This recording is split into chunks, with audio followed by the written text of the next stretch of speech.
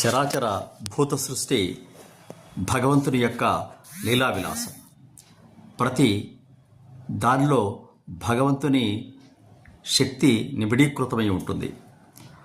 నీలో నాలో ఉండే శక్తి ఒకటే అయినప్పుడు ఎదుటివాణ్ణి మనం ద్వేషించడంలో ఏమర్థం ఉంది? అనేక గ్రంథాలు, శాస్త్రాలు, పురాణాలు, వైదిక వాంగ్మయమంతా కూడా ఈశావాస్యమిదం సర్వం యత్కించ జగత్యాం జగత్ అంటుంది.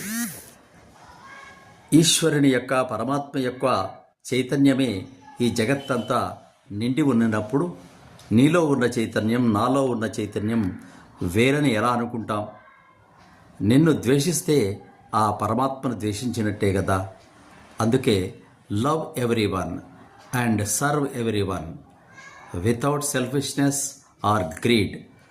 This is the key to realizing God అని ఒక ఆంగ్ల సూక్తిని ఇక్కడ చక్కగా ఇచ్చారు. అంతట్లా పరమాత్మ నిండి ఉన్నప్పుడు అందరినీ ప్రేమించగలగాలి. అందరినీ ప్రేమిస్తేనే ఆ పరమాత్మను ప్రేమించినట్టుగా ఉంటుంది.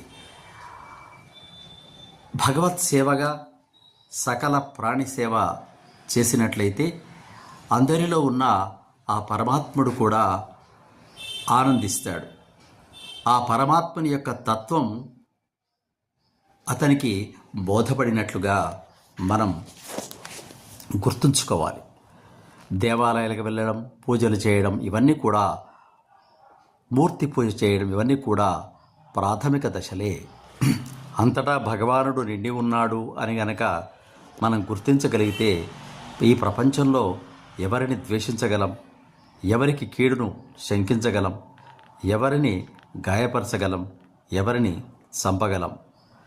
ఆ దృష్టి లేకనే నేడు అనేక ఘర్షణలు జరుగుతున్నాయి, అనేక యుద్ధాలు జరుగుతున్నాయి, మనుషుల మధ్య అంతరాలు ఎక్కువవుతున్నాయి. ఆత్మవత్ సర్వభూతాని అన్న వేదవాక్యాన్ని మనం విస్మరించి ఈ అనవసరమైన గొడవల్లో తలదూర్చి ఆ భగవంతుని తత్వాన్ని దూరం చేసుకుంటూ ఉన్నాం. ఏకం సత్ విప్రాహ బహుధా వదంతి అని వేదవాక్యం. సత్యమైనది ఒకటే, భగవంతుడు ఒకటే. కానీ బాగా చదువుకున్నటువంటి వాళ్ళు అనేక రకాలైనటువంటి నిర్వచనాన్ని ఇచ్చి అనేక రకాలైనటువంటి భగవద్రూపాలను ముందుకు తీసుకుని వచ్చి ఈ రూపం గొప్ప, ఆ రూపం గొప్ప అంటున్నారు.